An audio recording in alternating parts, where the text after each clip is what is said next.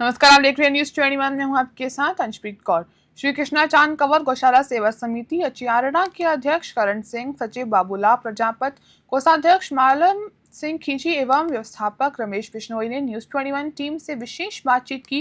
गौशाला कार्यकारी ने कहा कि गौशालाओं को लेकर कई समस्याएं हैं और इन्हें हाईटेक व आत्मनिर्भर बनाना भी आवश्यकता है। गांव की जनता और भामाशाहों का सहयोग भी गौशाला के विकास में महत्वपूर्ण रहा। गौशाला टीम ने राजस्थान के मुख्यमंत्री भजनलाल शर्मा का धन्यवाद किया, जिन्होंने अनुदान में 15% वृद्धि की। टीम ने सरकार से आग्रह किया कि भाजपा सरकार 12 महीने का अनुदान दे ताकि गौवंश के लिए हरा चारा और अन्य सुविधाओं में कोई कमी न आए। वरिष्ठ संवाददाता सुनील खींची ने विकास कार्यों और योजना पर विशेष चर्चा की।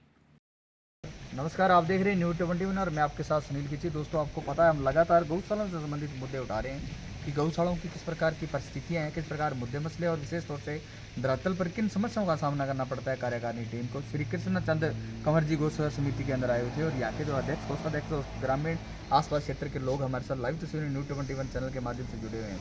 उनसे खास बातचीत करते हैं कि गौशाला में किस प्रकार की परिस्थितियाँ हैं, किस प्रकार मुद्दे मसले हैं, क्या समस्याएं आ रही है। तो रमेश जी बिश्नोई हमारे साथ लाइव तस्वीरों के अंदर न्यूज 21 चैनल के माध्यम से जुड़े हैं। रमेश जी, पहले तो हमारे चैनल में स्वागत है आपका। बहुत बहुत स्वागत है आपका भी, हमारी गौशाला परिवार की ओर से तहे दिल से स्वागत है आपका। आप गौ सेवा के संबंधित जो मुद्दे उठा रहे हैं, सनातन धर्म के प्रति जो आपकी जवाबदेही है, उसके लिए आपको बहुत बहुत धन्यवाद। आपका चैनल जो गौ सेवा के प्रति इतने लगाव रख रहा है और सभी गौशालाओं का ये जो मुद्दे उठा रहे हैं, सरकार की तरफ ये जो झुकाव रहेगा आपके चैनल के माध्यम से, वो हमारी सनातन धर्म की मजबूती के पक्ष में बहुत बड़ा एक पक्षधर रहेगा। सबसे ज़्यादा समस्या ये आ रही है हमारे सभी गौशाला की, हमारी एक का नहीं है। जैसे 100 गौशाला है, उसमें से केवल 10 गौशाला के पास पट्टे हैं खुद की जो ज़मीन में बनी हुई है। बाकी 99% जितनी भी गौशाला हैं वो सब गोचर भूमि में बनी हुई है। गोचर भूमि में बनने का ये गाय की ज़मीन है। गाय की ज़मीन में ही गाय के चरने के लिए हमने जो आवास वगैरह शेड वगैरह बनाए हैं, तो उसके लिए हमारे को सबसे पहले चाहिए सरकार से पट्टा। जब पट्टा ही नहीं मिलेगा तो हमारे को कोई व्यवस्था भी नहीं बना सकते, लाइट का कनेक्शन नहीं ले सकते, पानी का कनेक्शन नहीं ले सकते।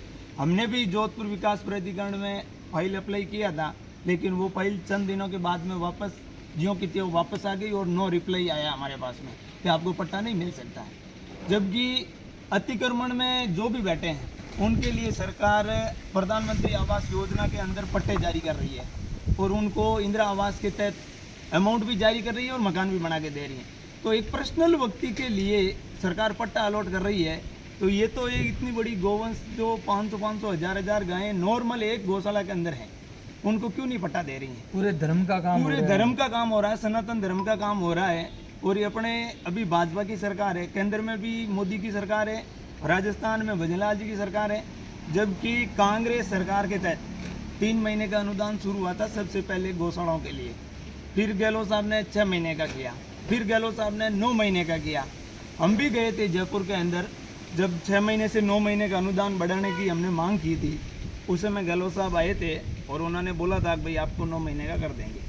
तो गहलोत सरकार ने, जबकि सब बोल रहे हैं कि भाई वो हिंदू विरोधी सरकार है, जबकि उन्होंने गौ माता के लिए बहुत अच्छा काम किया है। जबकि भाजपा सरकार होते हुए भी हमारे को दर दर की ठोकरें खानी पड़ रही है। केवल 22 रुपये 44 रुपये से क्या होगा, एक गाय का एक दिन का पेट नहीं भर सकते।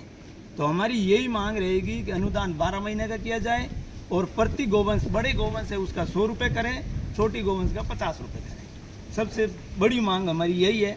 उसके बाद में अब सब जितनी भी गौशाला हैं उसको स्ट्रगल करने में बहुत दिक्कत आ रही है, क्योंकि हमारे पास इक्विपमेंट नहीं है तो हम उसमें बढ़ाई वो कर नहीं सकते। जैसे अभी हमारे को गोबर गैस का प्लांट लगाना है तो कम से कम मेरे को 5 लाख रुपए चाहिए। 5 लाख रुपए मैं कहाँ से लाऊंगा, जबकि मेरे पास जो अनुदान का पैसा आ रहा है उसे तो चारा भी पूरा नहीं होता है, तो मैं 5 लाख लाऊंगा कैसे। तो मेरे को भामाशाह के सहयोग से ही चलाना पड़ता है। तो भामाशाह का सहयोग होता है 1,50,000 का मिलेगा, यूँ तो है नहीं कि वो भामाशाह ने 50 लाख दे दिए मेरे को। तो उससे बढ़ाने के लिए हर गौशाला को बहुत समस्या आती है। फिर मृतक गोवंश का है, जैसे कई गौशालाएँ हैं वो तो आ गई नगर निगम में। अब हमारे जैसे गौशाला है जो नगर निगम में न होकर के ग्रामीण परिवेश में आती है, उनके लिए सरपंच के पास में ऐसा कोई है नहीं साधन कि मृतक गोवंश को कहीं उचित जगह डाल दिया जाए। नगर निगम का यदि व्हीकल यहाँ मंगाए हैं तो उनकी 1000 रुपये की डिमांड है। तो उनके लिए डिस्ट्रॉय करने के लिए हमारे पास यदि कोई ऐसी इलेक्ट्रिक की मशीन आ जाए ताकि उसके लिए वो रिसाइकलिंग कर सकें हम उसका, ये भी बहुत बड़ी समस्या है। और बाकी आपका चैनल से हम यही कहना चाहते हैं कि हमारे को पट्टा दिया जाए, गौशालाओं को अतिक्रमण मुक्त किया जाए गौशालाओं को, और अनुदान की रेट है जो 100 रुपये 50 रुपये किया जाए। और स्ट्रगल करने के लिए जैसे हमारे को किसी नेता के पास या पॉलिटिकल पार्टी के पास यदि हमारे को जाना पड़े कि भाई हमारे को एक टिन सेट बनाने के लिए 10 लाख जारी करो, तो वो पहले ही जाते ही हमारे को यही बोल देंगे कि आपके पास कोई पट्टा नहीं है तो हम पेमेंट जारी नहीं कर सकते। प्रावधान है नहीं, तो वो प्रावधान बनाने वाली कौन है? सरकार है।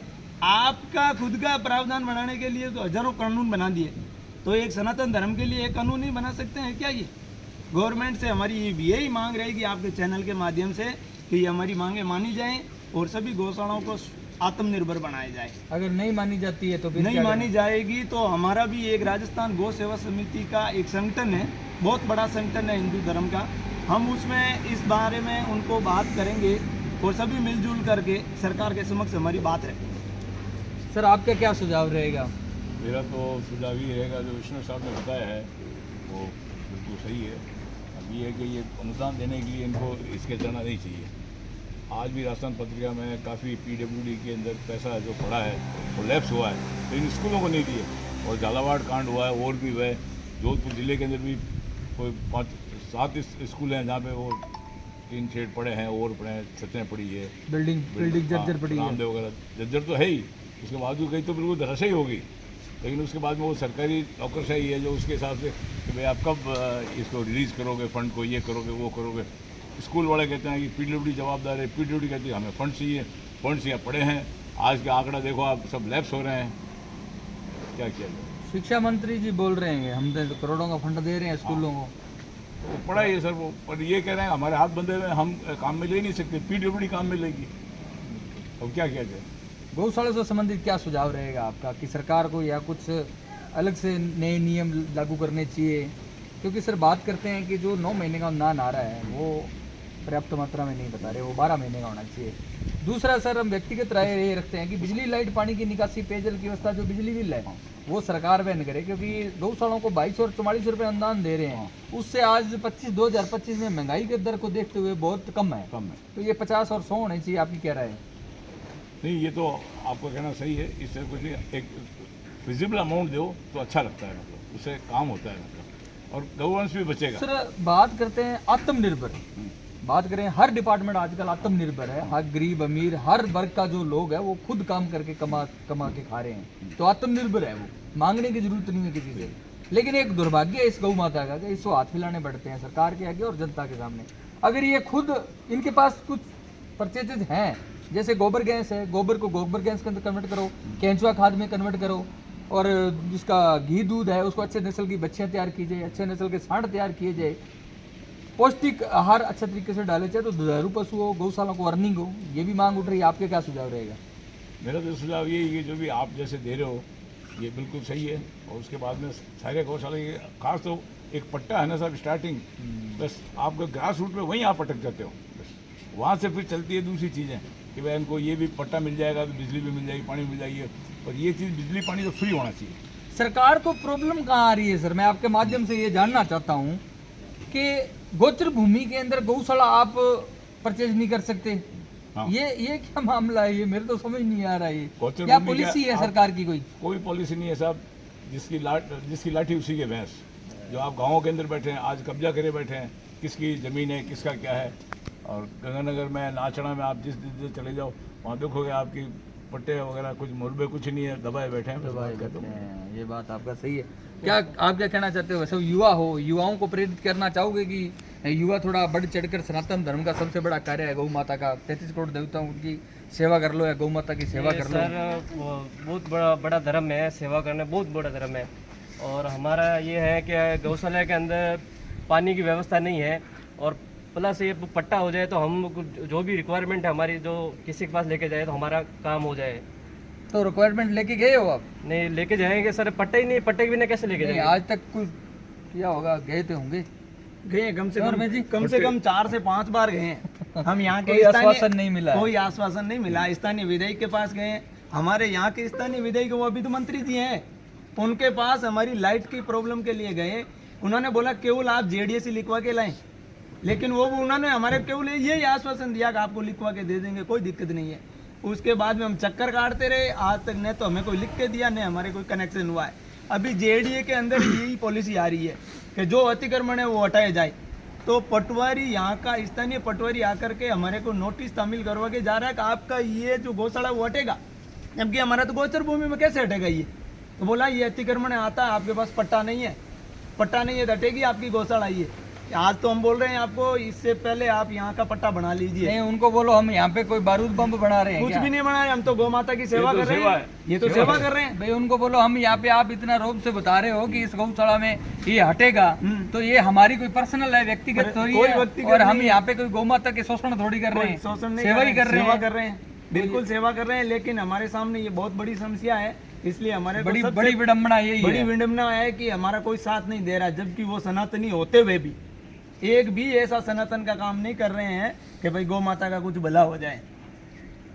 देख रहे हो दोस्तों आप, क्या बात हो रही है गौ माता की। बोलती है सरकार और लोग बोलते हैं कि सनातन धर्म के गौ माता ये हैं, गौ माता को राष्ट्रीय माता का दर्जा दिया जाए, और धरातल पर जो विकास की बात आती है और मानसिक स्थिति लोगों की आती है तो ये बिल्कुल आती है। आप मैं नहीं कह रहा हूँ, ये यहाँ की जो गौशाला कार्यकारिणी टीम है ये बता रही है। तो देखते रहिए न्यूज़ 21 के साथ, जो भी मुद्दे मसले समस्या हैं उस पर गौर करने की कोशिश करें सरकार थोड़ा रेनलाइज किया जाए, गौशालाओं को थोड़ा ठंडे तरीके से ट्रीटमेंट किया जाए, ताकि गौशालाओं के जो भी मुद्दे मसले समस्याएं हैं वो प्लेटफॉर्म पर आ सके, और अनुदान है वो भी बढ़े, और गौ माता का ज़्यादा से ज़्यादा लालन पालन हो, अच्छे तरीके से चिकित्सा, शिक्षा, सब शिक्षा इसमें मैनेजमेंट हो। सर 10 मिनट देने के लिए बहुत बहुत धन्यवाद हमारे बहुत बहुत धन्यवाद सर आपका। ओके हुक्म, थैंक यू। Thank you.